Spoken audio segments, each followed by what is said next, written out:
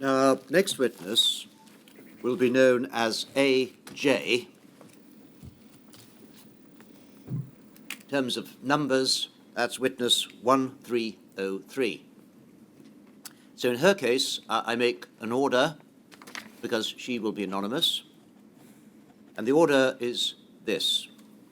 I order that the name and address of witness W1303, the name of her late husband, and the name of any other member of the witness's family, and any other identifying information such as her image or a description of her appearance, cannot be disclosed or published in any form unless express permission is given by me or by the solicitor to the inquiry acting on my behalf. Witness W1303 must be referred to only as Mrs. A.J. The order remains in force for the duration of the inquiry and at all times thereafter, unless otherwise ordered, and I may vary or revoke the order by making a further order during the course of the inquiry. Ms. Richards. Sir, I should say before Mrs. A.J. affirms her evidence and starts her evidence, she will be using the first name of her late husband during the course of her evidence because it's the natural thing to do as she gives her account. So those who are present in the room will hear his name, but obviously the restriction order prevents that name being reported beyond this room, and the live stream has been switched off for that reason. Thank you. Mrs. A.J., your full name is known to the inquiry. Could you please repeat after me? I do solemnly, sincerely, I do solemnly, sincerely, and truly declare and affirm and truly declare and affirm that the evidence I shall give that the evidence I shall give shall be the truth, shall be the truth, the whole truth, and nothing but the truth. and nothing but the truth. Do I need to speak into this, or am I okay from here? Sound okay, Paul? Yeah. I think you're okay. You're here to tell us what happened to your late husband, who died in 1998. Just so that we have some dates in mind, the two of you met in 1990 and married in 1992. That's right. And he was already infected with both HIV and hepatitis C when you met, but he knew only about the HIV, which he told you about. That's right. It was only later, as we'll see, that he discovered that he was also infected with hepatitis Correct. C. And so when you give your evidence about his treatment up until the time that the two of you met, you're basing it both on what he told you, but also his medical notes and records, which you've considered with great care. Yes.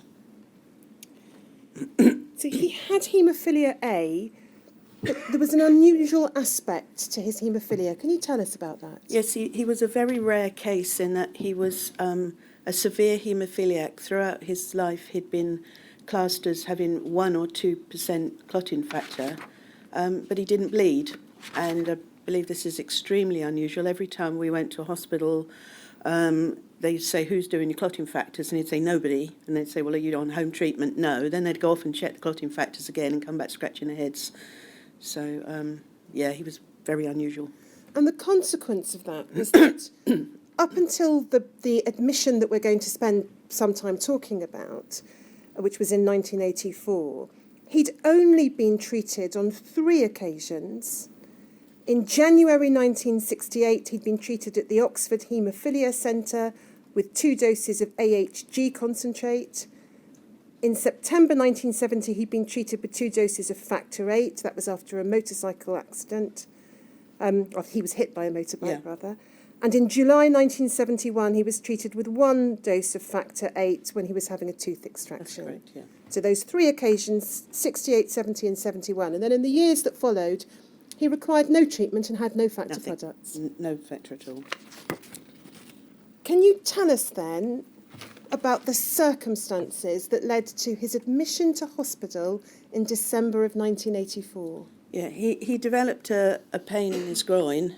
I believe he phoned an ambulance, but one wouldn't come out. That's what I've been told. he went into accident and emergency, and that was on the 17th of December 1984, so very late. It was he was given a DF118 or something and cryoprecipitate, and he went home.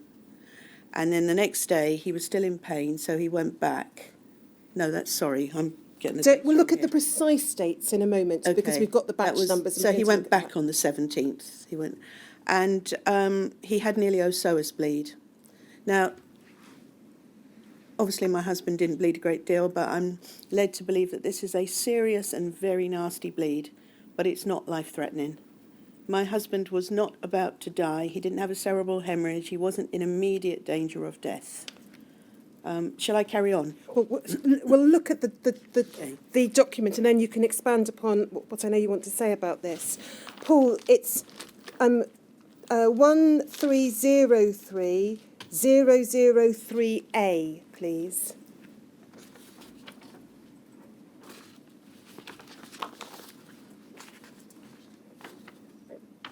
So you'll see on the screen in front of you a document right. listing batch That's what I was numbers. looking for. Yeah. Okay, and we can see on this, we'll just go through it, and I'll invite your comment as we do. We can see 16th of December. I think the date you given your witness statement for when he went to A&E was the 16th. Yeah. Sorry, I was getting... And we can see there he's given 10 units of cryoprecipitate. yeah. And then 17th of December, 1984, again we see, to start with, cryoprecipitate. Yeah. And then we see the next entry for the 17th of December, NHS HLA 3128. Yeah. And that's the NHS Factor 8 product, Elstree product, Yeah. that he's here being given. Yeah. And we can see, we'll just carry on and look at the whole series of batch numbers. On the 18th of December, he was given further Factor 8 product from the same batch. And then we also see on that date, he was also given then Factor 8 product from a different batch. So we've had 3128 as the batch number, and now we have 3195.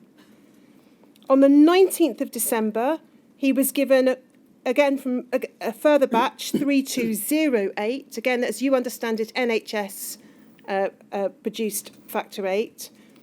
And then we can also then see, in brackets, the word Scotland and a batch number 807. And correct me if I'm wrong, but your understanding from this and the research you've done subsequently, he was given a Scottish product as well at this time. Yes, this is the Scottish Project 807.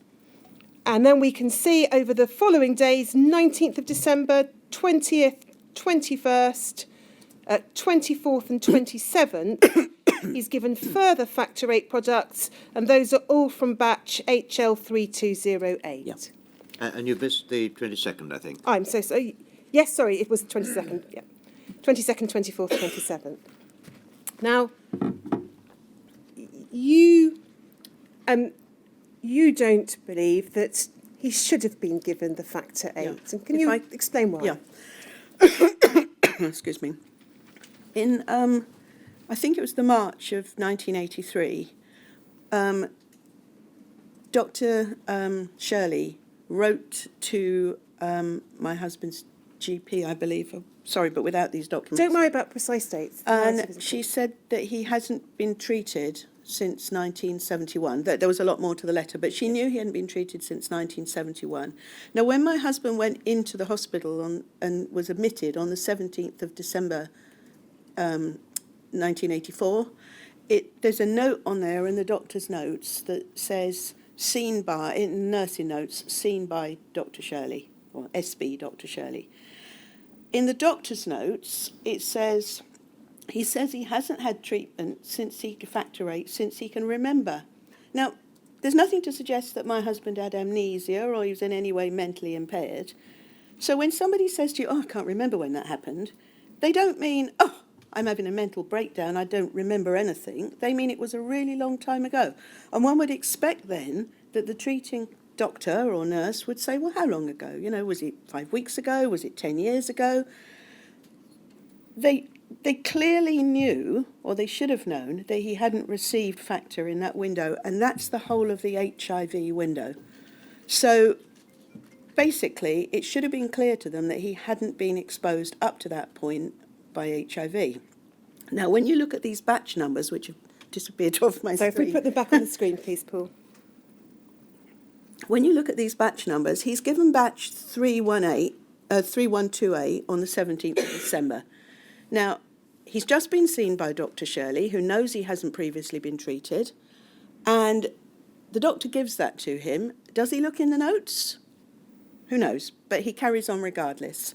Then the next day, he's given it again.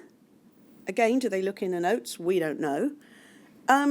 Then later on the next day, they give him another batch. Now, bearing in mind that by the time my husband was treated, there was full knowledge, I'll come back to this later, but there was full knowledge that the factor potentially was contaminated or was contaminated. Why are they playing Russian roulette with my husband's safety? Because they've swapped batches now, and there was absolutely, presumably, no necessity to do that. They've now exposed him twice. Then they give him, they give him then 3208, and this is a different doctor, and this is a different occasion, and presumably they still aren't looking in the notes. Nobody is acknowledging the fact that he hasn't been treated for all this time. And then later on the 19th, they really mix it up because they give him a batch that's not only unheated, but it's been withdrawn in Scotland. And again, I'd like to come back to that later. Then they revert to the batch they gave him the day before. So if they've gone back to batch 3208, presumably at the point they gave him batch 807, the withdrawn batch, they hadn't used up 3208. So for absolutely no good reason, they've exposed my husband to 4 separate risk levels, knowing full well, and it's documented that they knew full well that he hadn't previously been exposed, knowing full well that the factor was potentially contaminated, knowing that he didn't have a life-threatening bleed and he wasn't about to die imminently. And also, I'd like to make the point that my husband was in Frimley Park. He was in Surrey.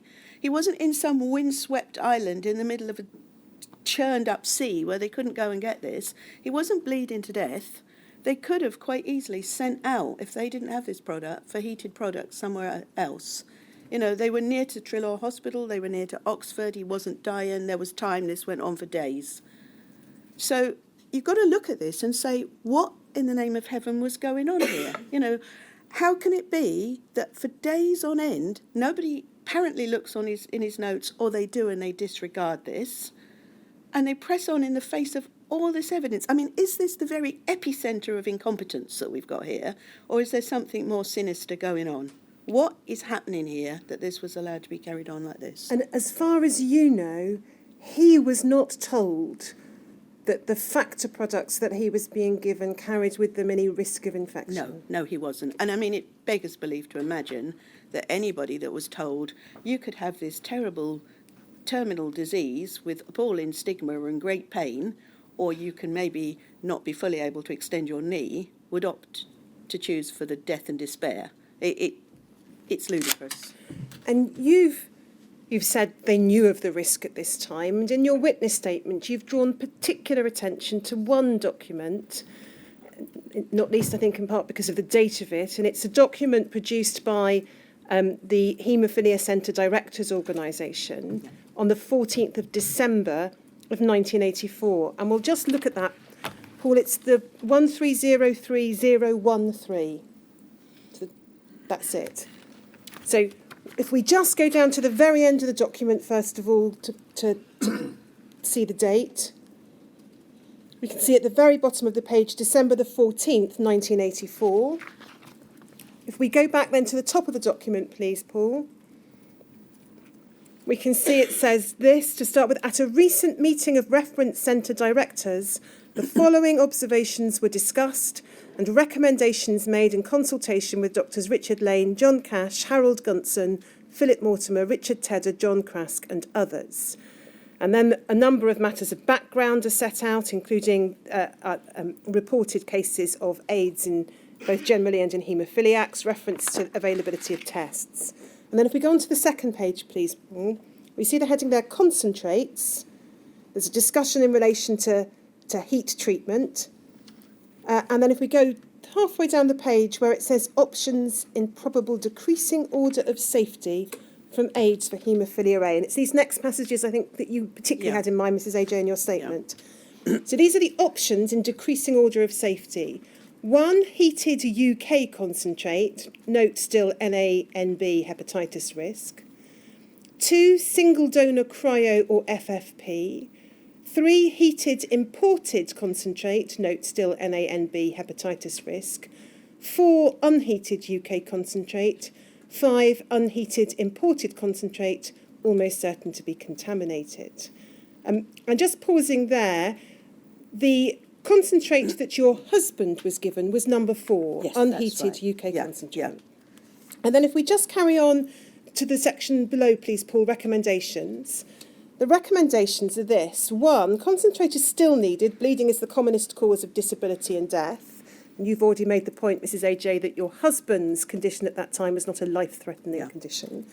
2, use DDAVP in mild haemophilia and VWD if possible. And then 3, the number's not very clear, but then says this. For haemophilia A needing blood products, A, virgin patients, those not previously exposed to concentrate, and children, use cryo or heated NHS factor 8 if available. B, severe and moderate haemophiliacs previously treated with factor 8, use heat-treated NHS factor 8 if available, or heat-treated US commercial. And then it goes on to talk about haemophilia B. Now, as I understand the concerns you express in your witness statement, your husband was, in terms of exposure to risk of HIV, effectively you're saying a virgin patient. Effectively, for the purposes of HIV, for the purposes of hepatitis C, he's outside of that window. But for the purposes of HIV, he's in the window. But for purposes of HIV, he's completely outside that window. He would not have been exposed to HIV previously. And at the can I mention Scotland? At the point that my husband was treated, starting on the 17th of December, up in Scotland, and I, with respect to the people from Scotland, I realised there was still a risk for hepatitis C. But at the point that he was treated, Scotland had completed a recall of unheated factor, realising that it still was a risk for HIV, for hepatitis C, but that it was treating the HIV. Had my husband been treated in Scotland at this point, he would not have got HIV. Full stop. So we've got this discrepancy here between what happened to him in England and what would have happened to him in terms of HIV alone in Scotland. He basically, everything must have been known. I mean, there'd been a meeting in the beginning of November in, I think I'm pronouncing this right, Groningen, where they had accepted that this heat treatment could work. And I think it was Professor Bloom. I'm sorry, I don't have this in front of me. I had it all, but it's not with me now. And they'd gone back to BPL and they'd started to retroheat their stocks until they could produce 8Y. They were retroheated, again, to get rid of the HIV. They were retroheating the stocks, and I think it was HT1 and HT2. But there's a place, and it's Dr. Smith. May I read this? Is it okay if I read? I don't know what it is. It's Dr. Smith's comments. I'm sorry, Dr. Smith. Dr. Smith said that BPL, you can ignore it if you want. Don't worry, no. Dr. Smith said that BPL, this is from Penrose, and it's chapter 24, viral inactivation, said that BPL did not recall... Do you have a paragraph number for it? Yes, it's 2416. 2416 of the Penrose Penrose report. Volume 3. And it's the Penrose final report. Yes. Thank you. He says, the BPL did not recall Factor 8 products that had already been issued in order to heat them. He stated, we did not do what some commercial companies did, which was to recover stocks of product from Haemophilia Centre and even, I believe, from the fridges of haemophiliacs, their home treatment supply. I don't believe we ever went that far or even went back to the transfusion centres which distributed our material. I believe we only retroheated the stocks in our own holding rooms. So my husband's got this unheated BPL factor after they've started a retroheat. And in circumstances, your statement says, where the document that we were just looking at, if that had been applied, he should either have been given heated factor 8 if it was available, Absolutely. or if it wasn't, cryoprecipitate, which was what he was given initially. Yeah, so they were in breach of common sense in the first place, and then they were in breach of their own agreed procedure. Now, that was on the 14th that Professor Bloom issued those guidelines, and my husband went in on the 17th. And they might say, well, they didn't have the internet then, but Janet Shirley, I believe, was a member of the UK HCDO organisation. She wasn't at that meeting, as far as I'm aware, but I can't believe, unless she was living in a hole in the ground, that she wouldn't have been aware of what was going on. They must have been aware that this was a problem. Now, if we then just pick up what happened to your husband and what happened in relation to the batches and testing of your husband in the months that followed, we're just going to look at a small number of documents that will come up on the screen in front of you. Paul, can we have 1303009, please? So your husband's admission had been December 1984. We see here 8th of March 1985. A locum haematologist is writing, I think, a discharge summary to the GP. It refers to him having been admitted on the 4th of March 1985 with a history of lethargy and dark urine. We'll see the diagnosis above that, severe haemophiliac and then hepatitis. And then in the last paragraph, it says this: liver function tests revealed a mixture of both obstructive and hepatocellular damage. Tests for hepatitis B surface antigen were negative. We're still waiting hepatitis A antibodies as well as C and V antibodies. The most likely diagnosis in this patient is non-A, non-B hepatitis related to his earlier therapy with factor 8 concentrate. I sent him home on the 6th of March as he's clearly over the worst of this episode and was feeling much better. Do you know whether your husband was told in 1985 that he had non-A, non-B hepatitis as a result of the factor concentrate? I'm not sure if he was told it was a result of the factor concentrate. I mean, he knew he'd got hepatitis, yeah. And then if we have up on screen, please. Can I just make yes. a little point about Absolutely. that? There is an entry in the nursing notes when he goes in for the hepatitis where it says he hasn't felt well since his admission at Christmas. So we can see that that's the point when they started. Yeah. And then 1303011, please, Paul. We have a further letter here. This is the 6th of August of 1985.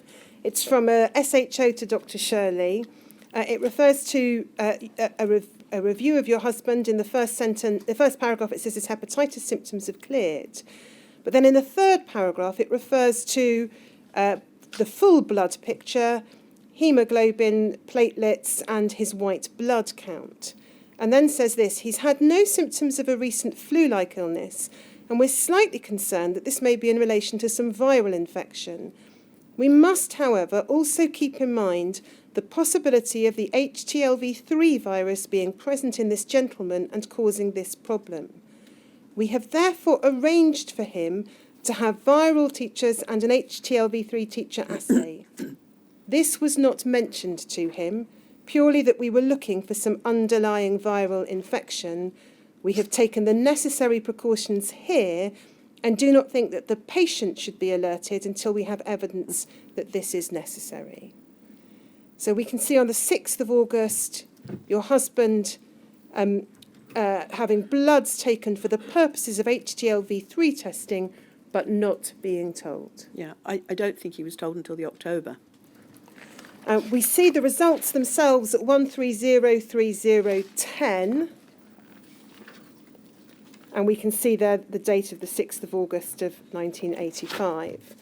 And if we then have up on screen, please, 1303012, we see a letter dated the 28th of August 1985. It's from Dr. Shirley to Dr. Ritzer at Oxford, and says this: dear Dr. Ritzer, I'm writing to you about this patient following our telephone conversation this morning. He's a haemophiliac who runs a factor 8 concentration of about 1%. He was treated in 1971, and then, as far as I am aware, had no treatment until December 1984. And then she refers to having several units of cryoprecipitate followed by approximately 6,500 units of NHS factor 8. She encloses a photocopy of the records of the batch numbers and says he's had no further factor 8 since the 27th. You yourself saw him for assessment in January, and then he was admitted to Frimley Park on the 4th of March 1985. We go down to the next paragraph, we see reference there to his liver function tests, and it was thought he had an episode of non-A, non-B hepatitis. We saw him again in April in the haematology clinic. He felt very much better, but not started putting on weight. And then it refers to when he was seen on the 6th of August and the tests undertaken there. And then it says this over the page: as a routine, we took blood to test for anti-HTLV3 antibody, since we're trying to do this on all the haemophilia patients who attend for follow-up. I enclose a photocopy of the results we received from the Middlesex Hospital. As you can see, they feel that these results suggest recent seroconversion. As far as I'm aware, he does not have any of the other risk factors for AIDS. He appears to be happily married, is not a drug addict, and does not have any condition which causes immunosuppression. So Dr. Ritzer was informed by Dr. Shirley of the positive test in late August 1985. But your husband, as far as you're aware, was not himself told until the October of 1985. I think it was October. And here we have the batch numbers being provided by Dr. Shirley to Dr. Ritzer. And then we pick up the correspondence and some documents you've exhibited to your witness statement. So can we please have 1303002? This is a letter of the 4th of September of 1985. Again, it should come up on the screen in front of you. Can you see it in front of you? Yeah, Great. it, yeah. And it's from Dr. Ritzer to Dr. Shirley. Thank you for your letter the 28th of August, giving details of the muscle bleed, the treatment he received. I shall pass on the batch numbers of the NHS factor 8 to John Crask for follow-up. So just pausing there, as I understand that one of the points you make in your statement, and one of the reasons you refer to this in your statement, the point of this exercise was to test the batches, follow up and work out which of them was contaminated. Well, that would have been what one would have supposed it would be. There's a letter that I think you might come to later, and I think it's Dr. Charles Hay, and at the bottom of his letter he says, I do not know what Dr. Crask was doing with the information back then. So that's what a sensible person would think it was for. Whether that's what it was for, we've no idea. And then it just continues. In the meantime, it will be interesting to see if repeat HTLV3 antibody testing on a fresh sample of his serum gives the same result as his first one. We then have 1303003. So we're now on the 21st of October. Dr. Shirley writing to Dr. Ritzer, writing to let you know that repeat testing of the blood for HTLV3 antibody is again positive. And then she says this: if you've any further information on the follow-up of the batch numbers of NHS factor 8 concentrate that he received, I would be grateful to have this. And the observation you make in your statement in relation to that, it appears that if the batches have been followed up, she's not been told, because here she is asking. Yeah, I mean, the implication from this is, say, if you have any further information, I'd like to know. If she'd already been told, then you'd question why she would ask again. Normally you don't ask a question once you've got the answer, unless she has been told, in which case she hasn't shared that information anywhere, and she's trying to dig down as to how that came about. But it seems to suggest that she's not been told. So she's got 4 batches that they've been using, and we're looking at, I think, 6 or 7 weeks later, and she still hasn't been informed as to which of these batches is infected. Presumably, in that case, nothing has been done about it. And that begs the question, why? You know, in terms of appropriate behaviour after. We're not looking for a needle in a haystack here. We've got 4 batches. This isn't going to be a difficult thing to chase down 4 batches. I mean, this should be a very straightforward procedure. And this is a point that you took up many years later with UKHCDO. You've referred to a letter from Dr. Hay, and we have that at 1303004.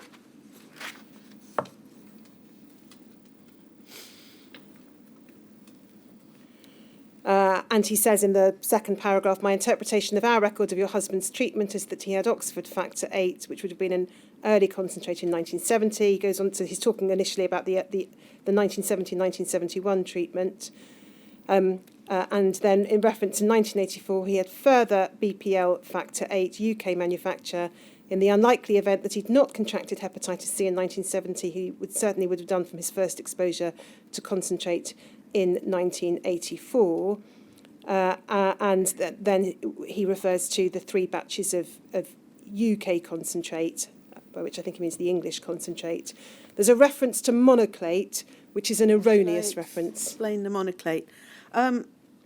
When the Leaf Cabreza case was going on, I started to make inquiries as to what batches my husband had actually had, because at that point I didn't know if he'd had American factor or what he'd had.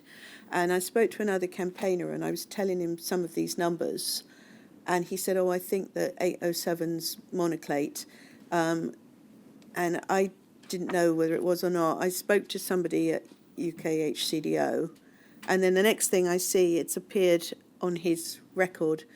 Can I challenge the UKHCDO record at this point? You have observed that there are inaccuracies this is in incorrect, the UKHCDO records. But basically, I think that is the point where it was... Is it okay for me to mention the UK? Yes. I think that was the point when it went into the UKHCDO record, because it's not in his notes. His notes refer to Scottish NHS product. There's some other documentation where they're talking about where doctors are writing between each other, and it's noted somewhere else as being a Scottish product. But the UKHCDO record is farcical anyway. As well as saying that he had this monoclate, they also say that he was first diagnosed with HIV in October 1984 and 1985, whereas we've got the ELISA test that shows he was diagnosed in August, so that's wrong. There's also 2 references which says last time not seen, which, strictly speaking, the last time he wasn't seen was right now, if it's the last time something hasn't happened. But they've referred to he was last not seen in 2004 and last not seen in 2005. Well, since he'd been cremated for nearly 7 years by then, it's hardly a surprise. So the whole of that record is complete rubbish, basically, and the correct batch is Scottish 807. And then there's one other document we'll just have a look at before I ask you something about the Scottish batch, 1303005.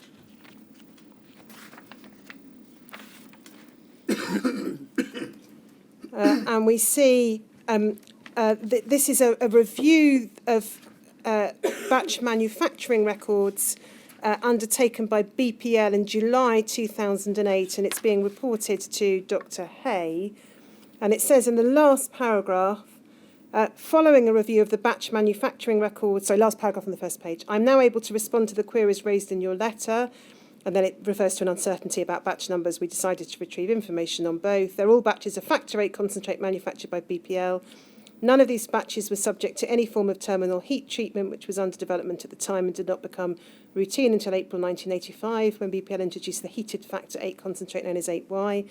The above 4 batches of unheated factor 8 concentrate were issued to various UK haemophilia centres, and there's the dates of the QA release. And then it says there's no evidence in our records that any of these batches were subject to a product withdrawal, and we have no other records on file implicating any of these batches in other cases of possible HIV transmission. Also, as a matter of policy, we hold long-term archive samples of all product batches for just 1 year beyond their expiry date, in accordance with EU good manufacturing practice, and consequently there's no means of testing the batches in question for possible HIV contamination. Yeah. You've drawn attention to this in your statement because your point is not they should have been tested in 2008, but that they should have been tested in 1985. Yeah. They say they can't test them beyond a year.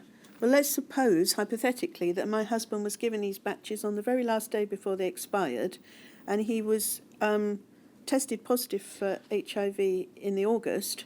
They still had 4 months in which to test those batches. So did they test the batches, in which case where's the result, or didn't they test the batches? Now, given that Dr. Shirley carries on saying that my husband's been infected from his NHS treatment, it would be a very weird thing if they tested the batches and found that they didn't have HIV, and then she proceeded to carry on writing in the notes that that's how he got it. So they've either not tested them or they've tested them, come back with a positive result, and then kept very quiet about it. Can I just flag up in that letter Yes. as well? Can we scroll down a little bit, please? The other way. I'm never very good at this scrolling. Was to the top of the letter, up a bit. Sorry, thank you. Somewhere in here, I'm sorry, I can't see it from this. Can we just have the whole letter, please? Is it possible to just put the whole letter up? Oh, this is the wrong letter, sorry. The letter I was referring to is from the one before, from Dr. Hay. From Dr. Hay. That's 1303004, please, Paul.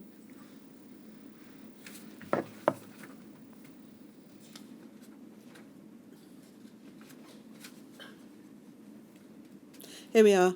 It says, epidemiological evidence published more than a decade later would suggest that it's likely he contracted hepatitis C from this first exposure. And then this is Dr. Hay saying this, though I note he developed jaundice in 1984, which suggests acute hepatitis at that point. So he's suggesting that he thinks that my husband got hepatitis C and HIV from that same exposure. Yes, and he not says that he got the hepatitis C back in 71. you also made freedom of information requests to the Scottish National Blood Transfusion Service about the Scottish batch 807, and you record in your statement that the response you received was that there is no record of any recipient seroconversions associated with factor 8 807, as SNBTS received no reports of any seroconversion associated with factor 8 NY807. No retrospective testing was carried out. Right. And you've made the observation in your statement, it would appear that the SNBTS was never notified of seroconversion from potentially from that right. Scottish batch. Yeah, because, I mean, to say he's not notified isn't the same as to saying it wasn't contaminated. And this kind of ties in with the fact that she's still asking 7 weeks later about the batches. If nobody's got back to her about the batches, nobody's told Scotland, that would seem to tie in. And now they're saying they can't test it. In terms of your husband's diagnosis of hepatitis C, he was not told that, your statement says, until 1995. And we have a letter that you've exhibited to your statement. It's 1303006.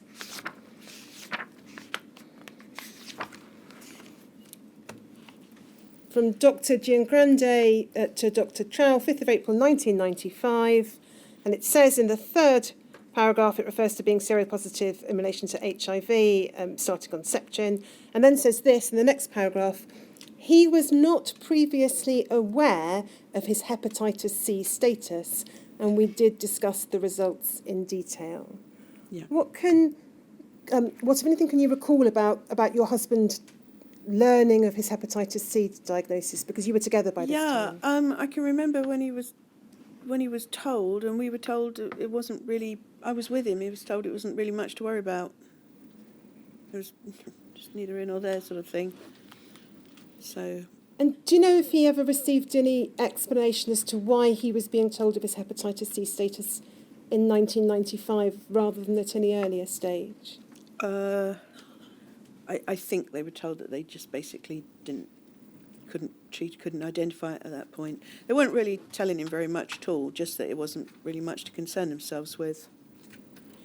Now, I wanted to ask you about how the stigma associated in particular with HIV. Excuse me, Yes. Before you do that, can I just go back to the business of Frimley Park for a minute? Of course.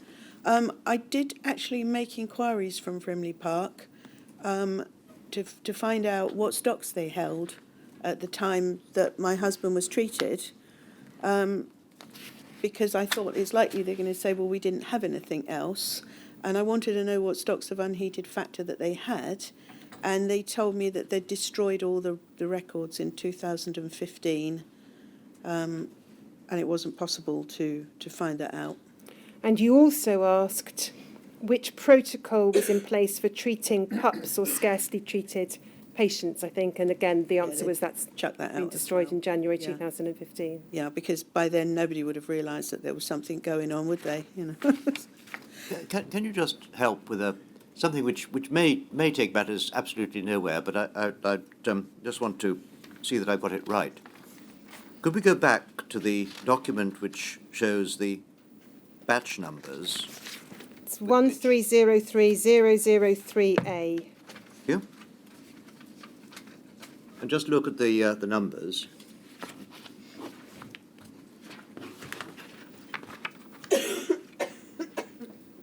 Do we spot 3205 there? No, there's 3208. Because when we come to letter, which is, I think, 005, That was another error. it's talking about 4 batches, where there were only 3, I think, referred to. If we go into the last paragraph, somehow 3205 creeps in. And it's if you look at 1303004, that reference seems to have crept into Dr. Hayes' letter. So if you look towards the bottom of that long paragraph, the record, and this may be the witness's point in Can I part explain about this? absolutely. Yeah. Basically, in the beginning, when I was going through these records, I couldn't make out what it was saying. That doesn't mention 3208. No, Which- it doesn't, does it? It should Which do. the letter from BPL does mention. And the letter from BPL in terms says in the last paragraph on the first page, given the uncertainty about whether it's 3205 or 3208, we've retrieved information on both. I see. Where the uncertainty crept in the records and whether it was UKHCDO records or elsewhere is not clear. But it didn't come from any retrospective review of the records about which you know anything. No, I think it was And simply the an records, error. the records were 3205, as far as I'm aware, is just an error that's crept in. thank you. It's 3208. So I wanted to take you back to the 1990s when you and your husband were married, and your husband had the diagnosis of HIV. We'll talk about his physical health in a moment, but I wanted to just ask you first about how the stigma associated with HIV and AIDS affected the two of you in the way in which you led your lives. It put massive restrictions on just about everything. In terms of, I don't know if I'm jumping. No, not at all. It was a question of having to be continually cautious. My daughter was a child at the time, and children are super spreaders. They come home from school, they've always got something. She couldn't bring her friends home if they'd got something, in case if they'd got chicken pox or there was that going round at the time, in case they gave it to my husband. I couldn't explain to her why she couldn't do this because I didn't want her burdened with that at that point. So from her point of view, I was just being really horrible. I was the parent that wouldn't let her have her friends round. On one occasion, when I worked on the and they had a computer glitch, and I looked and I hadn't been paid. So I phoned up, and the woman said, well, I don't know how you've gotten paid. And then she made a joke about it. She said, oh, I know why. She said, you don't exist. And I remember saying, well, I didn't feel good, but I didn't think it was that bad. And she said, what she'd done is they deleted me off the system. So she said, well, not to worry, it's not a problem. We can put you back on. You just need to fill out another form. She said, you won't have to have a medical or anything. You just need to fill out another form. Now, when I looked at the form had been changed from when I'd originally applied. And now there was a line that said, could you or have you been exposed to HIV? Now, I'm HIV negative, and obviously I was then. But theoretically, I couldn't fill that form in. I live in a small place where everybody knows everybody, and I was really stuck then. So I wound up in the absurd position where I had to say, oh, if it's going to be this much bother, I don't think I'll bother, and quit. And, I mean, they're all just thinking, well, this woman's crazy. So for future references, this would have been a problem too. And I then had to become self-employed. We didn't tell our friends. We didn't. I told my parents. I remember going, my husband had a doctor's appointment and went down there and they'd left his notes on the reception desk. That's a crisis. The people who lived next door to me had the same name. I was paranoid they were going to send a post there. And can I just make a point about the effect of HIV infection and hepatitis on your life generally? Absolutely. Because I think there's a difficulty here. If you try and explain to somebody what it's like to live with HIV, I can talk about the financial problems, I can talk about the physical problems, I can talk about the mental problems, but what you don't get is the effect of what is happening when this is all going on at once. Now, bear with me for a minute here. Back in the Second World War, my father fought in Normandy, in the Normandy invasions. And when Saving Private Ryan came out, everyone was going, oh, it's so realistic. And my dad said, no, it's not. He said, because what they can't get over here is the smell. All the cattle rotting in the fields. There was just this awful smell all the time. And this is just how it is with HIV.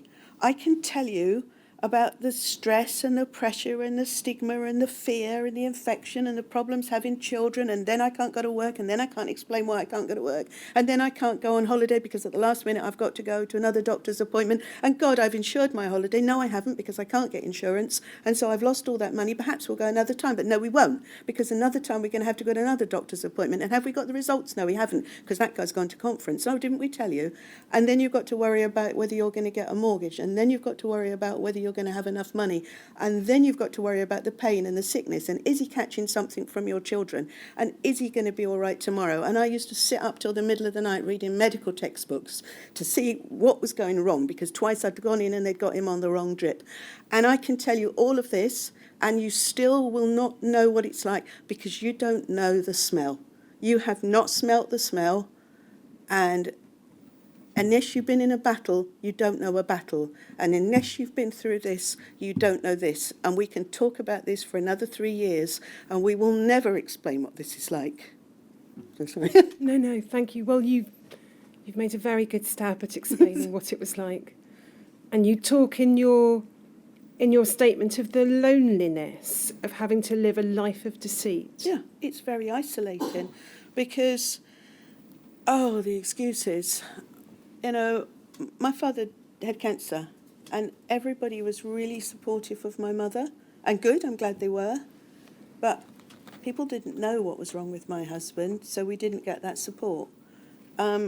Once you start making up stories, you isolate yourself. People cannot know you. They can't know you because you don't let them know you, because there's this veil of pretense all around you. And as soon as you can't let people know you, you start to become isolated. And with that isolation comes fear, because then you're on your own. And, it just gets worse and worse. As your burden gets greater, so your pretense gets greater. You know, I had neighbours telling me double glove jokes. Oh, you want to hear this? This is funny. No, it's not. But I can't tell you why it's not funny. You know, and it just infiltrates everything about you. It creeps in like gas under a doorway. And you cannot get away from this. Can I ask you to describe, first of all, the in terms of your husband's physical health, how in the years following your marriage his physical health deteriorated? Right. In my husband's head, he was always well. He used to say fear is the mind killer. It comes from the science fiction book Dune. And however ill he got, he was always going to act well. He started off, when we were first together, he was okay. His favourite, he would refuse to call himself a haemophiliac. He said, I'm not a haemophiliac. That's a label. I'm a man with haemophilia. I'm not a haemophiliac. And he wasn't going to wear, even to himself, an HIV badge. But I keep talking about HIV, and ironically, I think hepatitis C might be what killed him. But I think in terms of the stigma and everything, that's the one that affected us the most. He had a whole range of things. He would get oral thrush. He had perianal cysts. He had night sweats. He had, I think this was brought on by the Septrin, a rash that covered the entirety of his back, and he used to wear a T-shirt in bed in the end. I mean, they were real pustular rashes. He had bouts of flu. He had a cyst that came up on his neck that used to come up and go down. He was generally not a well man, except to himself, and he was very well to himself. If I can give you a context of, Yes. of how he was in his own head to himself, he was put on AZT, and his blood pressure dropped down, his red blood count dropped to about 3.5, and I didn't know this, and he was going to go Christmas shopping, and we went to London, and he was leaning on walls and hanging on to things all over the place. So what the hell's the matter with you? And then when we went home, I phoned up the doctor, and I said, hanging on to everything. And he said, well, it's what I told him. And I said, well, what did you tell him? He said, I told him that his red blood count's so low he could have a cardiac arrest. And I remember saying, call him an ambulance. And he said, boy, is he having a cardiac arrest? I said, no, but when I put this phone down, I'm going to kill him. It's just, and, he thought it would be, a good idea, because he was so determined that this wasn't going to get him. But eventually, doesn't matter how determined you are, he couldn't stop this. He had to go to a lot of medical appointments, and you'd go with him. And you said in your statement he found that the process of going to the appointments very stressful. Can you expand on that? God, he hated it. He absolutely hated it. He didn't feel safe in the doctors. And who could blame him? He really hated being there. And his blood pressure, there's barely any point taking his blood pressure because it used to be astronomical. Because he didn't want to be there, he would avoid it. But I would make the point that he didn't fail to attend appointments when he was... Dr. Trowell, at one point, and this was early on, and I think this had serious repercussions, wrote to Dr. Ritzer and said, I've offered him 3 appointments, and he hasn't turned up 3 times, so I'm not offering him any more. And that was for his liver, and he'd never received an appointment. Now, what they should have done is gone back to Dr. Ritzer and said, this patient hasn't turned up, can you find out why? Not when my husband got a letter saying, I'm not offering you any appointments, that was it. The blinds came down, he wasn't going to go after that. In your statement, you describe how he had endless minor illnesses. He had life-threatening anemia. Yeah. Well, He developed cirrhosis. I think 3.5 or something like that. That is terrible. And what happens at that level, your red blood cell count goes down so low that your heart has to pump around like mad to get that oxygen around your body. He had to have 4 pints of blood transfused into him for that. And it so happened that on the day that he was due to go in and have the 4 pints of blood transfused into him, that was the day that we get a letter. It wasn't telling him he'd been exposed, but warning him that there was potentially VCGD in the blood. Now, for a man that's already been given HIV and hepatitis C, to know he's going in for a blood transfusion, which was freaking him out anyway, to then be told, oh, while you're there, you might get CJD, was awful.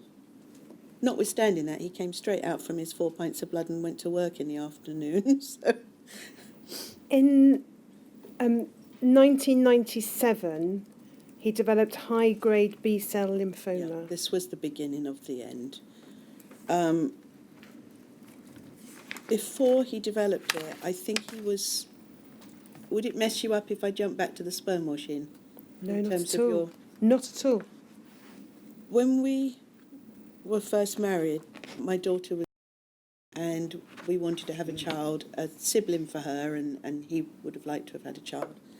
And we started inquiring about the process of the sperm washing. And this went on for 4 years. I hadn't realised until I looked at the notes how awful this had been. You wiped this out. But we were told we couldn't go here, we could try there. Then we were told we could try, but then we were told they wouldn't have the funding because they didn't fund fertility treatment. And we had a whole session of back and forwards with letters while I tried to persuade them that this isn't fertility treatment, we're not infertile. This is, let's not give his wife HIV treatment. Eventually they agreed that, but then we had to go somewhere else. We were going to go out to Italy, and we were going to have all of these tests. Trying to go out to Italy without telling anybody why you're going. Remember, we've got to keep the secret, and this is where this whole interplay comes in. You've got a daughter, I can't cut her across to Italy, and you've got to go at certain times because it's got to meet certain points in the cycle. This is where the whole pretense starts to really grab you in the neck hold. And so this went on for a really prolonged time. Then we were told that they were running the programme in England. So we made inquiries to go up there. A very lovely doctor called Dr. Byron did a whole load of tests for us, which we had to pay for the tests, but he didn't charge us for his time. But we still spent, I think, thousands of pounds.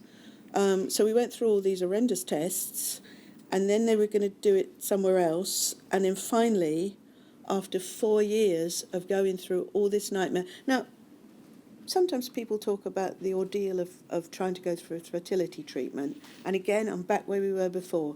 This is superimposed on all this other hideous stuff that's going on.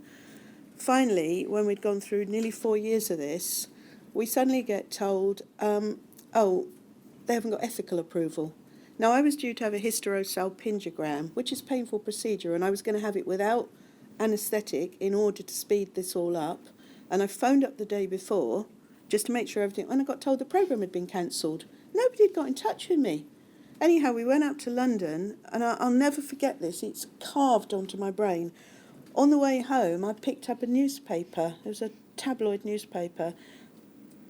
I hope he's not going to sue me. I think it was Little John, but it might not have been.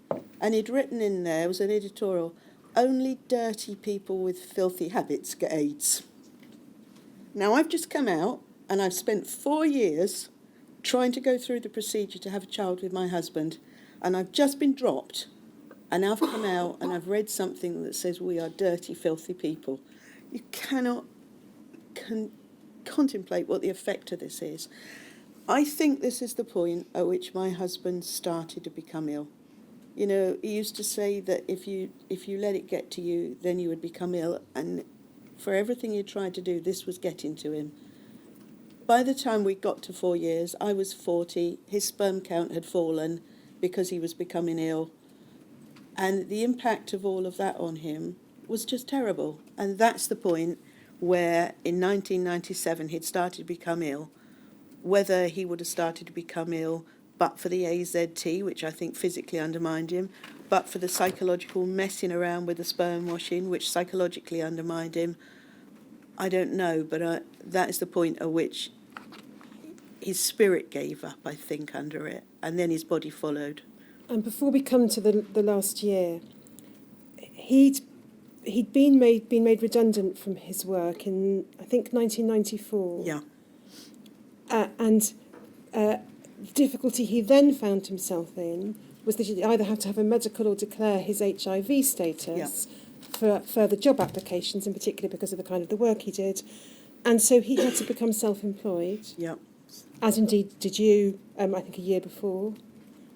And so, as well as everything else you're describing, he also had loss of financial security and loss of income. That's right. Neither of us had a pension. He had a small pension, and a really small pension from before that. But we'd got no sick pay, we'd got no holiday pay, none of those other things. And so every time he had to go to the hospital, he wasn't getting paid. And because he was self-employed and they could take him on or not, every time he kept disappearing from work, he was further running the risk that he wasn't going to get offered the work. And of course, he was having to spin all these stories to his colleagues as well. So, you were being sucked down into the vortex with this. It didn't matter. It was like a man with his leg in a pitch lake. You put one foot in to try and pull yourself out, and the other one just sinks down in deeper. He couldn't get out of this. And then he had a review of his liver, and the results of that, you said in your statement, he returned from the review he'd had absolutely shell-shocked. Yeah, I didn't go with him to the hospital that day, and I bitterly regretted it, because he came back. He said, I'm never going back there. And I believe the conversation had gone along these lines. Well, you got 3 choices. We can do a biopsy of your liver, but you might bleed to death. We can treat you with interferon, but it might not cure you. In fact, it might make you worse. Or we can just leave you. Now, if we leave you, 10% of people are going to die in the first year, and in the following year, 10% of the ones that are left are going to die. In the following year, 10% of the ones. Go away and make your mind up. So when he went back, I think the next time they said, well, made your mind up then. So we kept moving from one hospital to the other in the end.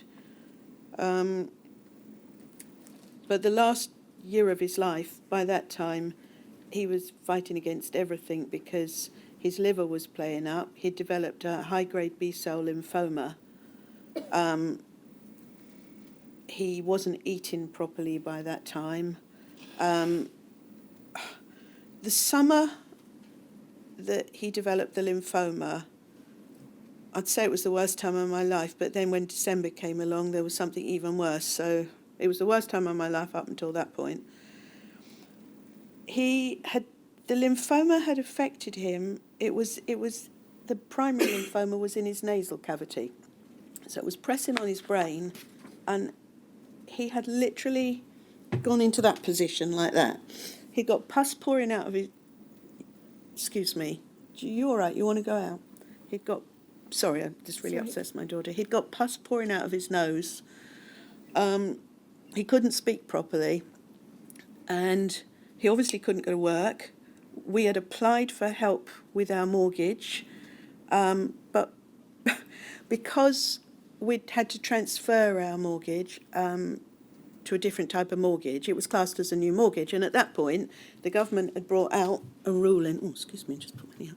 Brought out a ruling that people taking out new mortgages had to have mortgage protection, because we couldn't have mortgage protection because of the HIV. So we were then punished for that, because they said, well, we won't help you for 6 months. Now, my husband had been given a terminal diagnosis of 3 months by that point, so we were going to be disallowed for 3 months longer than he was going to live. Somebody actually helped us with that, and we were allowed, I think, £7.20 or something a week, they said we could have, because we were both self-employed. And the chap that was doing my accounts at that time said, look, this is crazy, I'll go back and explain the situation, and he helped us, but we still got very, very little money. But it seems ironic that the government had given him this infection and then punished him for having this infection by saying he couldn't have the help with the mortgage because of a condition arising out of his infection. And this was something that was to happen again later. So he was already really, really worried, and now he's got this lymphoma, and he's folded up with, say, pus pouring out of his nose.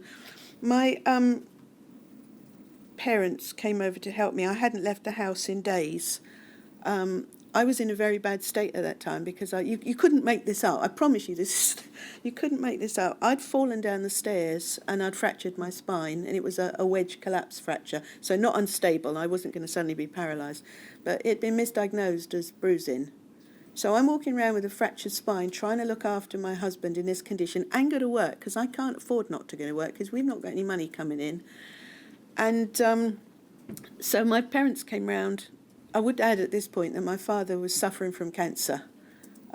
So my parents came round to try and keep an eye on my husband, because he was still at home, while I left the house for a couple of hours. And I came back to find my husband crying on the front doorstep, because he really couldn't cope with this. And he said, your dad's fallen off a ladder. He's been taken into hospital. Now, I couldn't imagine for the life of me why my dad would be on a ladder, because he was a war amputee with cancer. And he was in his 80s. He's not going to be climbing up a ladder. But what had happened, he'd fallen, and my mum had tried to use a ladder to lift him up. So they'd gone off to the local hospital. I left my husband and shot down to find out what was going on. While my dad was in the hospital, bearing in mind he's got one leg, and he's just been operated on, and he's got cancer, and he's got prostate cancer, which makes your bones weak. He was told he wanted to go to the toilet, and they stole his, off you go. And they give him an elbow crutch, and he said, well, I can't use an elbow crutch, I've never used one. And they thought he'd be fine. Anyhow, my dad fell flat on his face, broke his arm in 2 places. So at that point, I've got my father in the hospital, thanks for the NHS. I'm walking around with a fractured spine trying to manage it, thanks to misdiagnosis, and my husband dying in front of my eyes. And I went to London on the train 10 days with a fractured spine to visit my husband. One day I had to decide where I was going to go, because my dad was in an oxygen mask. He was about to be operated on that day, and my husband was due to have a bone marrow biopsy and a lumbar puncture. And where am I going to go? Who is most likely to make it through the day? You know, this is where we ended up. Your husband underwent chemotherapy and radiotherapy in relation to the lymphoma. He did, yeah. And then he went into multi-organ failure. Can I just make a point? Yes, at this point? absolutely. I'm criticising a lot of doctors here, and I would just like to say thank you. Sorry. to Dr. Sweetnam, who was the lymphoma specialist at the Royal South Hants Hospital. He was an oasis in a desert of uncaring, and if he comes to see this at all, sorry, That's all right. I would like him to know that at one point he was probably the only thing standing between me and despair. Your husband in late 1998 was admitted to hospital Oh, God, yeah. on a Monday, I think. Yeah, what had happened, he wanted the result. He'd been seen by Dr. Sweetnam. He had this lymphoma, and he was seen by Dr. Sweetnam, and he was taken into the Royal South Hants. They did some paracentesis. He had all this treatment, and to everyone's amazement, he went into remission. He was scanned from top to bottom. They couldn't find any sign of his cancer.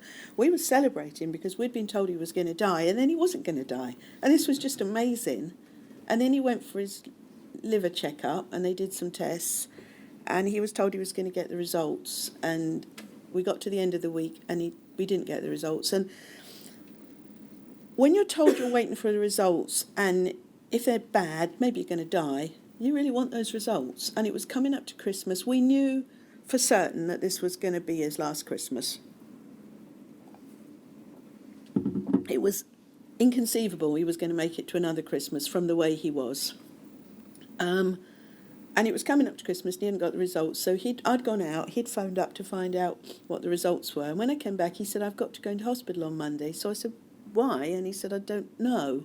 He said, can you find out for me? So I phoned up, and I'll never forget this conversation. The consultant said, his potassium's gone up.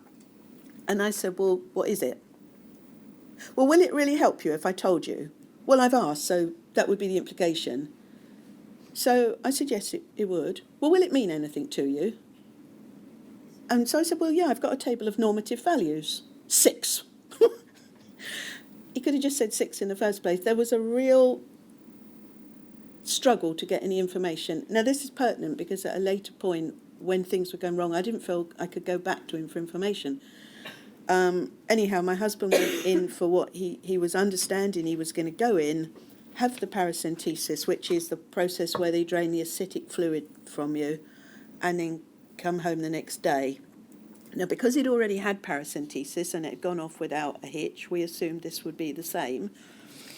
So I didn't go with him, and I tortured myself over this afterwards. I really did. I didn't go with him because he was due home the next day. It was a minor procedure he'd had. Well, it wasn't a minor procedure, but it was a procedure he'd had safely before. I was working flat out to get finished working so I could pack up for Christmas. I'd got a child and we're coming up to Christmas. So that time he went on his own. Well, I phoned him up in the evening and they were draining this fluid. And then he was supposed to be... I didn't go because he said he was coming home the next morning. Now, when I phoned the next day, they were still draining.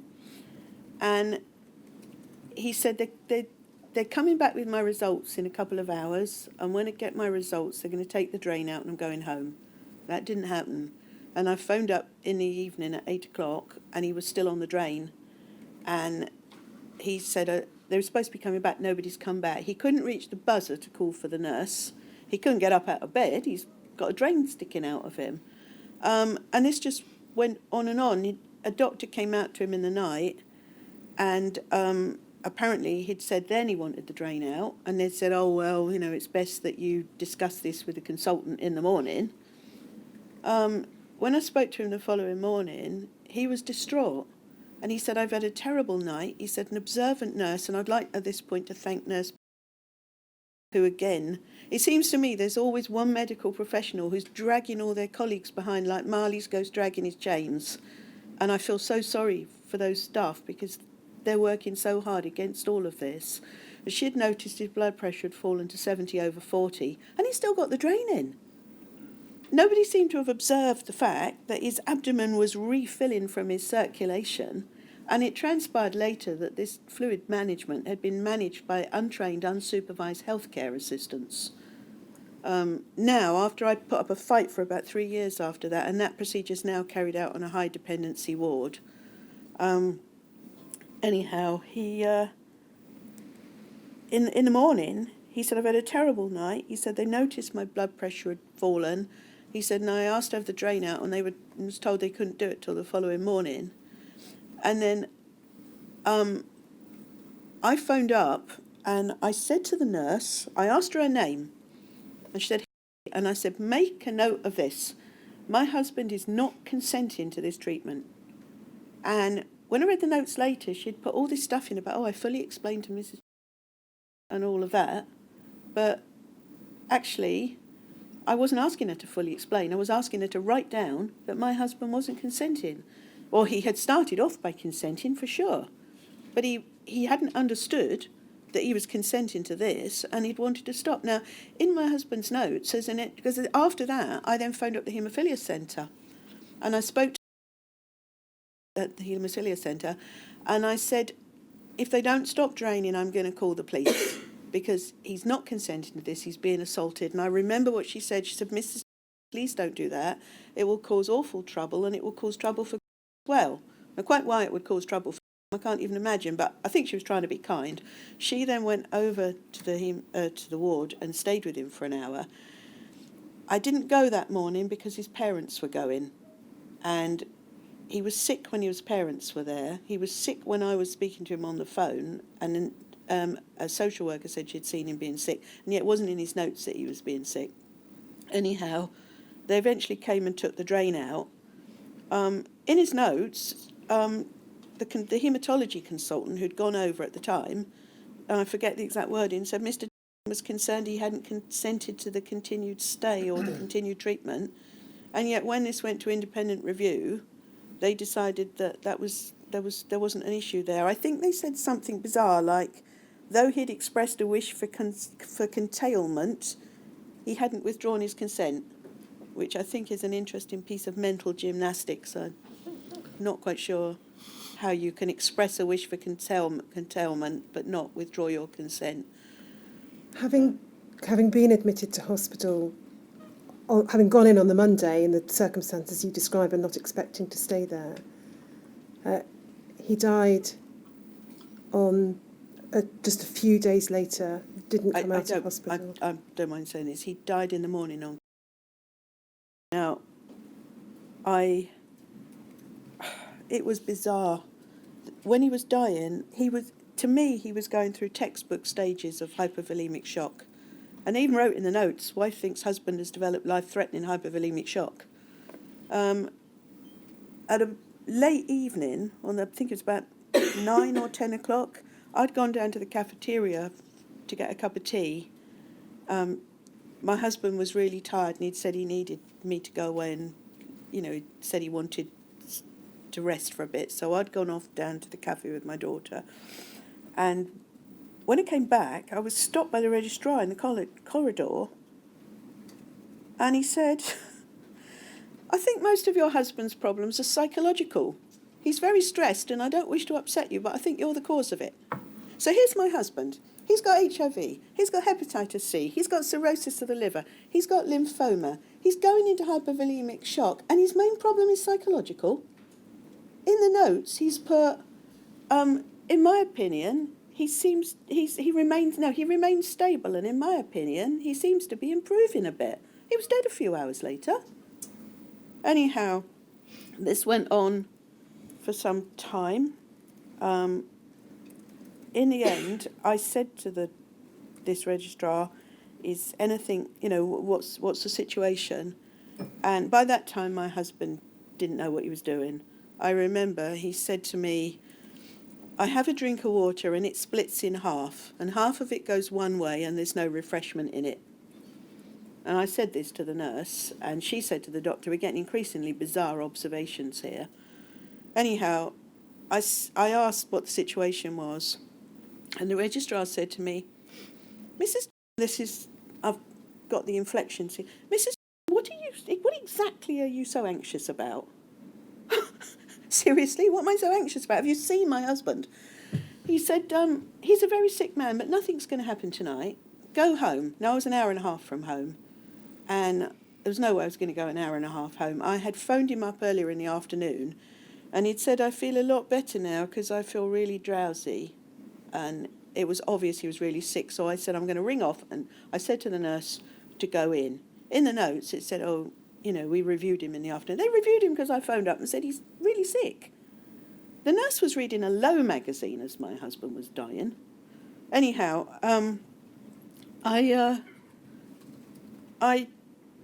he said, what exactly are you so afraid of? So I said, and I was trying not to cry, I said, I'm afraid my husband's going to die here tonight. And he said, nothing's going to happen tonight, go home. So I checked into a hotel nearby with my daughter. We dashed out the house. I didn't have anything on me. I didn't have any money. Luckily, I had a bank card, and I booked into this hotel. It was... Everyone is coming out of their Christmas parties. Sorry. It's all right, take your time. All the Christmas trees are up in the hall. Everyone's coming out of their party. You're right. And I check into this hotel room. Well, we'd ordered a sandwich on room service, and we hadn't even eaten it. And I get a phone call from the registrar. Now, I've not the registrar, the consultant. I've said at this point, I don't want you to do another thing to my husband without getting consent now, because as far as I was concerned, they'd tipped him over into this shock. He'd gone in, he'd stopped on his way and bought things in Tesco's. I found the receipt in his pocket. He'd driven an hour and a half. Somebody who's in imminent danger of death does not go to Tesco's at Christmas. He was going to die. Yes, he was going to die. At the time when I complained, I said they'd caused his death. And I now realise they hadn't caused his death. HIV and hepatitis C had caused his death, but they had accelerated it. He was going to die, but he wasn't going to die at Christmas. And when he died, my daughter's childhood died with him.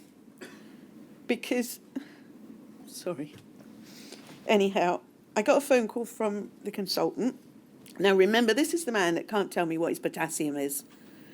And he said, we need your consent for a CVP. You do realise your husband probably won't survive the night? In the notes, it says, Mrs. was informed that her husband was seriously ill. It makes it sound like it was all very good and in the hospital. Not that I've been told, you do realise he won't survive the night. No, I didn't realise, because less than an hour earlier, the registrar told me he absolutely was going to survive the night. So it was hardly surprising that I didn't realise. Anyhow, we went rushing back to the hospital. There was nothing to do to save him. Do you want to go out? You're right. When I got back to the hospital, because my daughter is significantly taller than me and can run faster than me, she ran down the corridor ahead of me. Sorry. And when we got there, she ran straight into the room. When I got into the room, my husband, there were about 5 people in the room. Now, it's 20 years ago, and my brain has done everything it can to black this out. But there were about 5 people in the room. My husband was naked. He was being held down onto what it turns out was an X-ray plate, which later I saw a dent in his back where he was obviously struggling because there was a piece of metal sticking in his back. He'd got a urinary catheter in. He'd got this CVB tube, which is a tube that they put into the central vein in your neck. And as he was struggling, it was pulling it open. And he was being held down in this state and struggling and fighting. And my child went into that room and saw that. Now, she came out immediately. Some time passed, he settled down. They covered him over and he settled down. And then a consultant called me over, because they'd called him in about this point. Up to this point, until that point, they hadn't called him in. And I thought he was going to say, this is what we can do this or we can do that. But he said, I don't think it's appropriate for your daughter to be here. Well, she is here. And she lives an hour and a half away. And she said, what will I do? Give her the car keys and send her home on her own?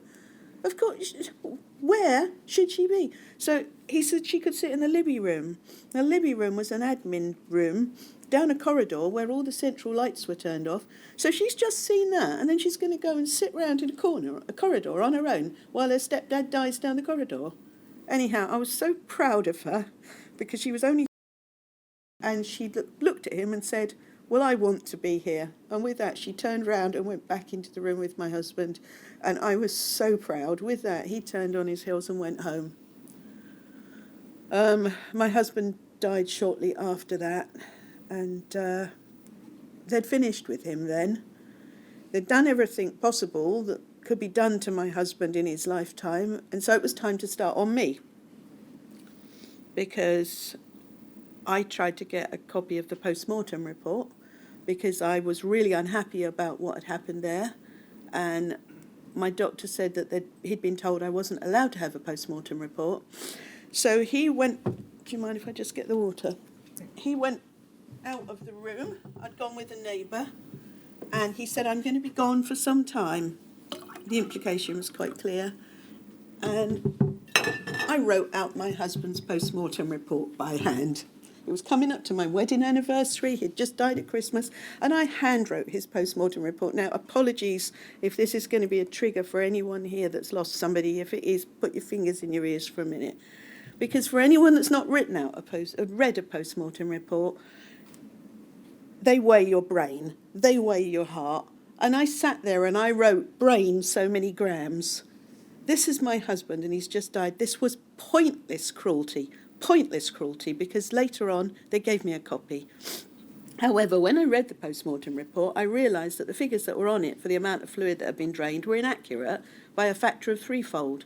It said they drained off 5 litres of fluid and despite careful management, he died. No, they didn't. They drained off 14.9 litres of fluid plus X amount that had leaked because he'd been left in wet clothes all night. And then I discovered that they'd helped themselves to samples of his body for a research project for VCJD. So I challenged the post-mortem report with the coroner at a later point, and I'm afraid this is all a blur as to what happened in what order and what day. And I said, don't write the death certificate because this isn't right. And he said, it's too late, I've written out the death certificate. I'm functus officialis. And then he said, it sounds rude, doesn't it? Now, everyone knows that a newly bereaved widow loves the little smutty joke. What the hell's going on in that man's head? But anyhow, I then went in. I was called in to see the haematologist. Now, I'm completely confused about the order of this, but I had a friend with me on both occasions. And I asked him about the samples. And I said, but you didn't ask. What it was for a VCJD project. Now, the cruelty of this is I would have agreed. I wouldn't have objected because it would help somebody else. And at that point, my husband was dead. But it was the not being asked. Yeah. So I said, but you didn't ask. And he said, well, you were so upset, we thought you'd answer in haste. And I said, do you mean you thought I'd say no? And he said, I don't want to put too fine a point on it, but the body belongs to the coroner at that point, and he gave his permission. And I said, well, did you think he had VCJD? And he said, no, but haemophiliacs make an excellent model for this kind of study. So there we go.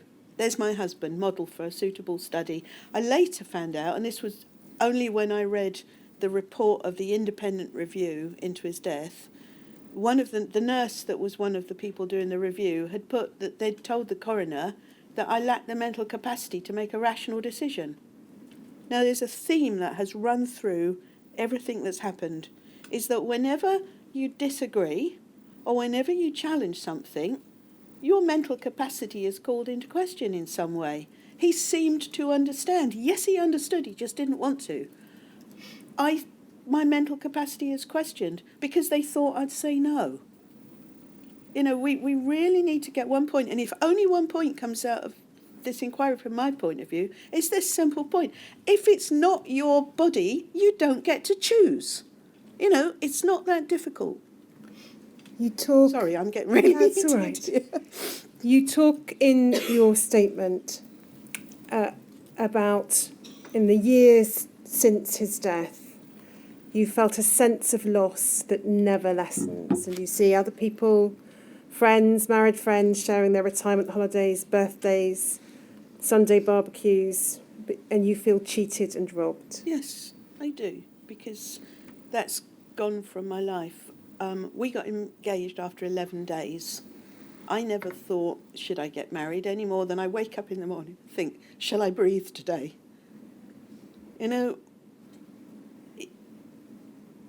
Everything changed for me, and it will never be the same again. And it changed for my daughter too. I was going to ask you about your daughter. You said in your statement she still misses your husband. Yeah, terribly. I mean, he was her stepfather, but he was a really good stepfather to her. She still sees her own father, but that doesn't lessen in any way how she felt about her stepfather.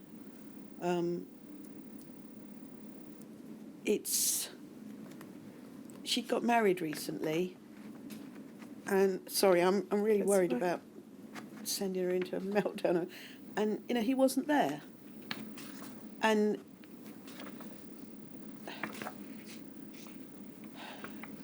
yeah, it's been. I feel like they took his life, but they took a big chunk of mine too, and I haven't even got words for this. Sorry. I'm just going to, if I may, read a paragraph from your statement, because in your statement you did have words Yeah, for I'm it. sorry. And you said I'm this. crying. No, that's quite all right. You said this. My beautiful husband lost his chance to father children, to further his career, to enjoy a holiday, to have financial security, to have any kind of security, to be free of pain, to be free of fear, to wake up and not wonder how many mornings he would see, or as I found out when I found his diary after he died, not count down the days until the day he was expected to die. What else was there left to take? He would have hoped my daughter and I might go on to live a normal life, and if he could see this now, he would know that even that was to be taken. Sums it up, yeah. The final topic I wanted to ask you about is just about your experiences in dealing with the McFarlane Trust. If I may, you've given some examples of the dealings you had with the McFarlane Trust in your witness statement, and there were just two I wanted to invite you to explain. You've said in your statement that the requirement that was imposed by the McFarlane Trust for supporting evidence when you made an application for assistance caused a great deal of stress, and the example you gave was because you needed a new bed. And you needed a new bed because the bed smelt dreadfully of pus caused by your husband's cancer. And you also had your fractured spine in the way you've described. And you had to get letters of support from a nurse, and then you had to get something from an occupational therapist. And it felt like a major undertaking just to get the money for a new bed. I think, as well as everything else we lost our right to privacy.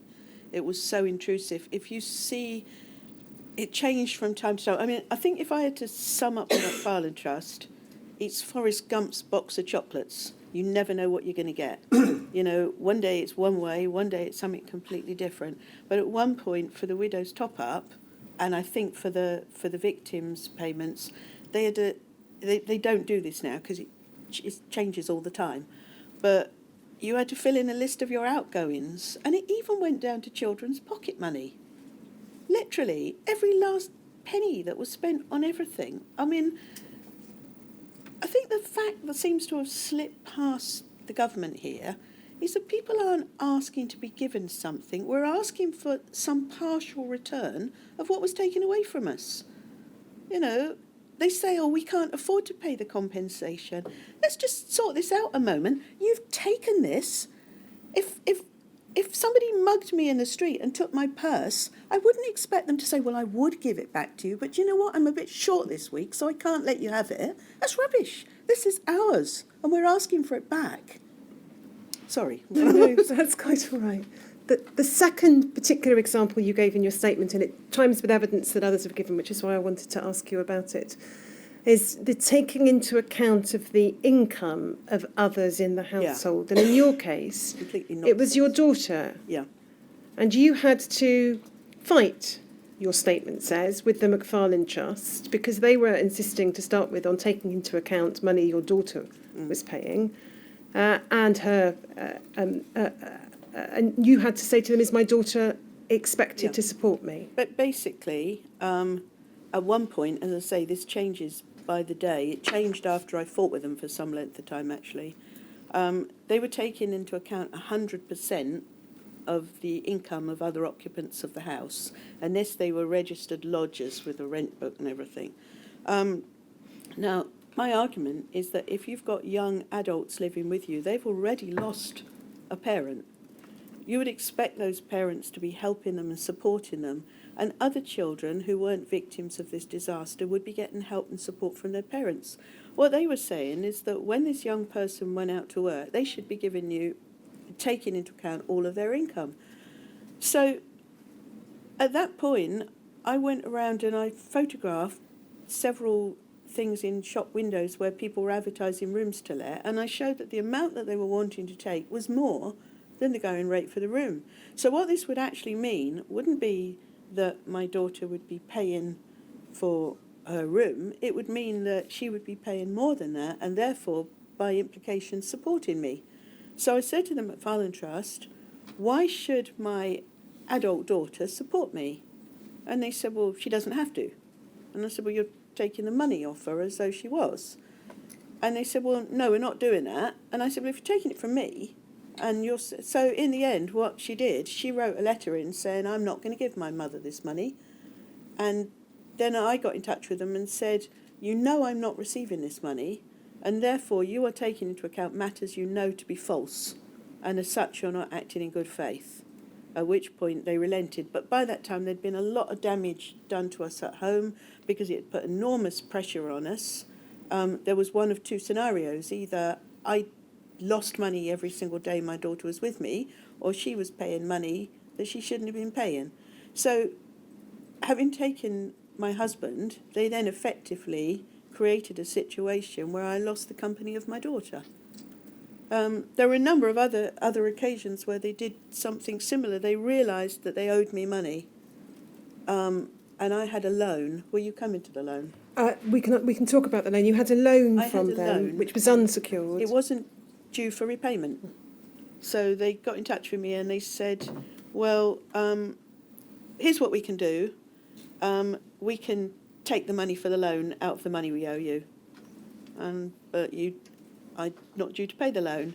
So they made me two offers, and the offers were that either they could claw back the money for the loan, or they wouldn't do that, but they'd take it back later, and then they wouldn't pay me any other money. So I wrote to them and I said, well, is there any choice here that involves you not taking this money? And they said no. Now, I don't know if they fully understand the meaning of the word choice, but you can't offer two identical choices and call it a choice. Anyhow, eventually, they wrote to me and said they realised that they shouldn't have done this, and that they were wrong. But they told me that money was being paid into my account, and because it was an amount that they'd failed to pay me over a considerable amount of time and it was owed to me, it was quite a lot of money. And I thought, well, I'm going to check before the bank shuts that this is paid in. And then I got an email back saying, no, it won't be in your account today, or ever, in fact. Forget the terminology, because you're not getting it. What if I'd gone out and bought a large purchase on the strength of that money, only to find that it wasn't going to be there? I mean, I didn't, but I could have done. Anyhow, they kept harassing me to pay this loan, which wasn't due for repayment. And then they wrote and apologised for harassing me. But then they said, but wouldn't you like to pay it anyway? No, I wouldn't like to pay it anyway because it's not due for payment, so why the hell would I? But then they asked me if I'd like to have the loan, which was unsecured. Would I like to secure it on my house? Consider that for a minute. Who, with an unsecured loan, would then voluntarily, for no reason whatsoever, like to secure it on a house? Then they said, would I like to start paying a little bit? After all, it is a while since you took the loan out. No, I wouldn't. Because if I vary the terms of the contract, then you can start doing what you want, because the protection of... And they must have known that. But they just kept it on and kept it up and kept it up, just trying to... But the thing is, I was able to deal with this because I had the knowledge base to deal with it. But we have a whole raft of people in this community who couldn't have done that. And you shouldn't have to be capable of fighting with an organisation set up to help you in order to get help. It shouldn't be dependent on your ability to argue a case and win. That's not what they're there for. Those are the questions I have for you. Before I ask you if there's anything you'd like to add, and I know there is, I'm just going to ask Mr. Snowden, who represents you, if there's anything further.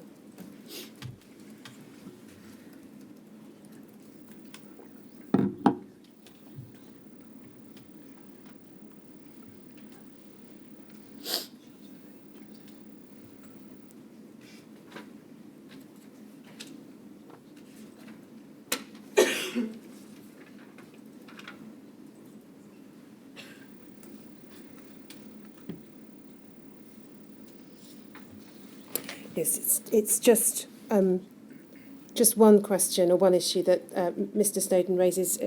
You address it in your statement, just on the question of whether you were offered counselling or psychological support. I did see a counsellor after my husband died. Well, there was a couple of occasions. When we tried to go for the sperm washing, it was compulsory counselling, whether we wanted it or not. And I really got the feeling that the person doing it was kind of like, oh, I dealt with somebody who had HIV today. It was quite an unsettling experience. After my husband died, I suppose with hindsight, I was maybe suffering from post-traumatic stress disorder, and I did see a specialist bereavement counsellor, but that wasn't arranged through, to be honest, I think my GP arranged it. But actually, I suddenly realised I don't want counselling, and this is why. And this is with no disrespect to anybody that does want counselling. Everybody's different. For people that are ill and currently ill, I can understand it might help. But I suddenly thought, I've been asked if I want counselling for my anger. My anger's not pathological. My anger is a completely realistic response to an unrealistic situation. And if I say, yeah, I need treating for this, what I'm saying is that actually I'm the one with the problem. I'm not the one that needs counselling. I'm not the one that can't face up to what they've done. I'm not the one that's in denial. You know, I'm not the one that is pathologically addicted to lying. So why should I be the one having counselling? You know, this is completely wrong. I'm going to go back to my mugging analogy. If you were being mugged in the street and I came up to you and said, would you like counselling for that? You'd think I was round the bend. You'd say, no, help me get this mugger off me. And this is what's happening to us now, because we as a community are still being mugged. There's no bones about it. People are suffering depression and points of despair because they're struggling on no money. Is counselling going to put that right? What we need to do is stop the cruelty. You know, they're being stressed out because we're fighting for years and years and years. Should we have counselling or should they stop doing what they're doing? It's very simple. Now, I've listened to so many politicians say they're sorry. I have written over the years via my MP to Jane Ellison, David Pryor, Lord O'Shaughnessy, Donna McInnes, Jackie Doyle-Price. Everybody's sorry. Everybody's sorry. They don't understand the word. They should stop using words they don't understand. I was brought up to believe that to have true contrition requires that you have a firm commitment not to do it again. And all the time they're carrying on with this, they're not sorry.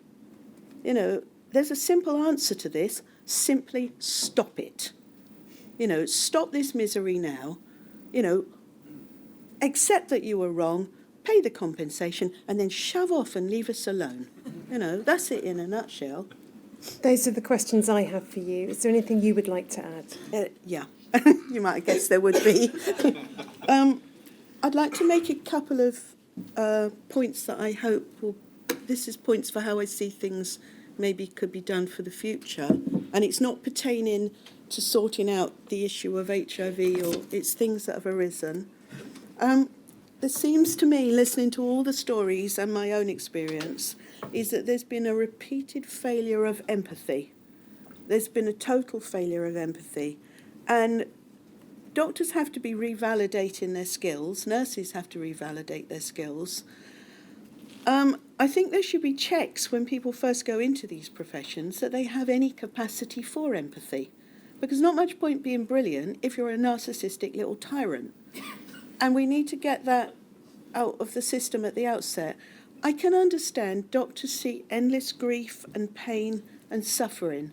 And over the years, they have to protect themselves because otherwise they are going to be ill, they are going to have breakdowns, and I respect that. But what needs to be ensured is that in this move for professionalism, that we don't swing the other way and lose that empathy. So I think there should be, with the revalidation process, there should be some kind of training, some kind of thing that enforces, or not enforces, that's the wrong word, that reinforces this need for empathy and what it means and how it works and why it's important. So that's one point. The other thing is there's a sentence that cropped up in the notes over and over again, and I'm sure it crops up in other people's notes, and I'd like to see it never in the notes again, pardon me, and that is the patient was reassured. Now what this speaks more of the doctor's narrative or the nurse's narrative than the patient's, because sometimes the patient's reassured, and that's good, but sometimes it just means I said what I had to say and shut the patient up. And what happens then is the next person comes along and looks and says, oh, the patient's been reassured, they're fine with this. And then you build a problem in. The patient was offered reassurance. That's fine. But if you're going to say they're reassured, you need to explain why. And I think that sounds like nitpicky semantics, but I think it's really important because it builds on that. Moving on from that, I would like to address the issue of the reply from the Cabinet Office to the request that they pay interim compensation now. God, we've heard some rubbish during this campaign. The reply that came back, and I believe it's from the Cabinet Office, that they can't pay compensation until the inquiry has pronounced on liability. I find it deeply disturbing that the Cabinet Office that is sponsoring this inquiry does not understand the powers of this inquiry. Surely to goodness, they should understand what the inquiry can and can't do. And honestly, I'm sure somebody here can put them straight, but if you're all too busy, I'm happy to do it, because this is just unacceptable. And as for paying out compensation when it's finished, we've estimated that 600 people are going to be dead before this inquiry is finished. And I cannot begin to express to the Cabinet Office how much of an impediment enjoying your compensation will be brought about by being dead. You know, this is just ludicrous that you're going to wait until people are dead before affording them any kind of justice, when you know that that's the likely thing that's going to happen. So for goodness sakes, just now, they talked about having discussions with the four countries, with England, Wales, Scotland and Northern Ireland. And then they talked about levelling up the payments of the schemes across Wales, Scotland and Northern Ireland. Not Wales, between England, Wales and Northern Ireland. And Scotland's disappeared. Now, whether they've got insider knowledge about the immediate departure of Scotland from the United Kingdom, or whether this is more likely, in my opinion, a deliberate ploy because only Scotland has come forward with any sensible suggestion in the short term for the widows. And I appreciate not all widows were included in this, that some of them were still left out. But I can't see any reason why we're levelling this scheme across 3 administrations and leaving out the only one that's got it right for this. And I say this with the greatest respect for parents and children who've been left out of all of these schemes, and that is wrong. That is so wrong. Their suffering has been immense. Children have been put through hell. Parents have been put through hell. And they've just been written out of all these schemes. I'd like to finish my witness statement by... I've written a poem in tribute to my husband. But before I say that, this is a direct comment to the Department of Health and their allies, the American blood products companies, which is that you have weaponized the NHS, and then you turned that weapon on your own people, and you wiped out thousands of them, and you injured thousands more. And to the people that have died, and to the people that have witnessed this, these weapons might have just as well been the biological weapons of mass destruction. And while you were out looking for those weapons, they weren't in underground bunkers in foreign lands. They were in the fridges in Newcastle. They were in the regional transfusion centres. And it's time that you address this and you came clean about this. If this had happened on one day, if a plane had dropped out the sky, killing everyone on board, only in this case it would have been 6 planes, or if a liner had hit an iceberg, in this case it would have been 2 liners, something would have been done immediately. But because these people have died one at a time over years, in side wards in hospitals and in their own homes, you have been able to slip away under cover of darkness. And I am hoping that this inquiry will finally shine a light on what you've done, and you will have to come clean and you will have to put it right. Thank you. I'll just read a little poem. Yeah, Or I won't read it. I'm going to recite do. it. I might get it wrong halfway through. I wrote this as a tribute to my husband, but it's also where we fought so long. With everything else that's been taken from us, I feel our memories are now being taken, because instead of remembering all the lovely things, we remember all the battles. And this is for my husband, but it's also for anybody else who feels they're getting lost in this. I'm sorry. It's called, which means that the title's going to have to be redacted out. You said you were a man with haemophilia, not a haemophiliac. You'd be judged by who you were and not the factor that you lacked. Haemophiliac, you were so much more than that. And when you told me in hushed tones how HIV had scythed through your life, it was fear of rejection, not death, that caused your voice to crack. Like hell's combined harvester, shredding your present and your future and spraying out hopes and dreams as dust. And when I cried, it was for you, not because of you. The death dust settled and you at first survived to fill my life with silly games and stupid jokes and morning dreams and fragile hopes and a love for me and a love for mine that withstood death and withstands time. HIV, you were so much more than that. Your life was stolen. You were cheated and betrayed by those who played at God. Now only God shall play. What I shall hold is your gentle smile, your private strength, your love of life against the odds unquenched. And I shall not, I cannot, let this injustice, nor even the fight against it claim you. My love, my ever love, you were so much more than that. Thank you.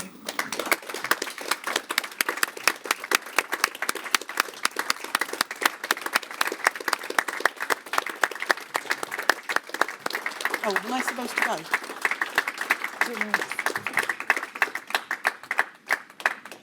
Those of you who have participate in the inquiry, those of us who participate in the inquiry, may never ourselves have lived with hepatitis C or HIV.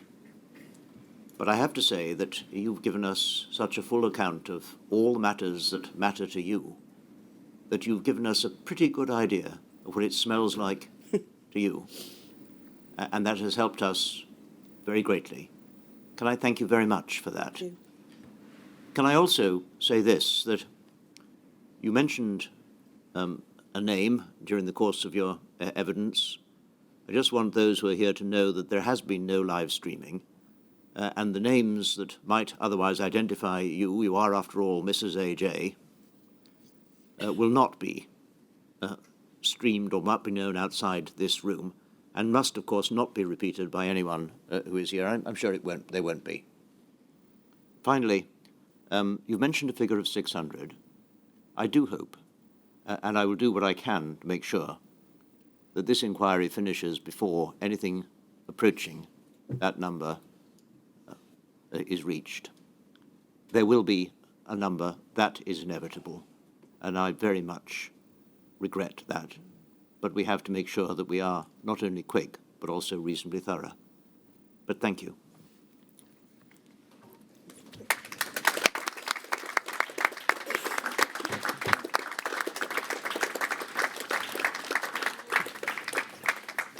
We'll take a break until 3:25.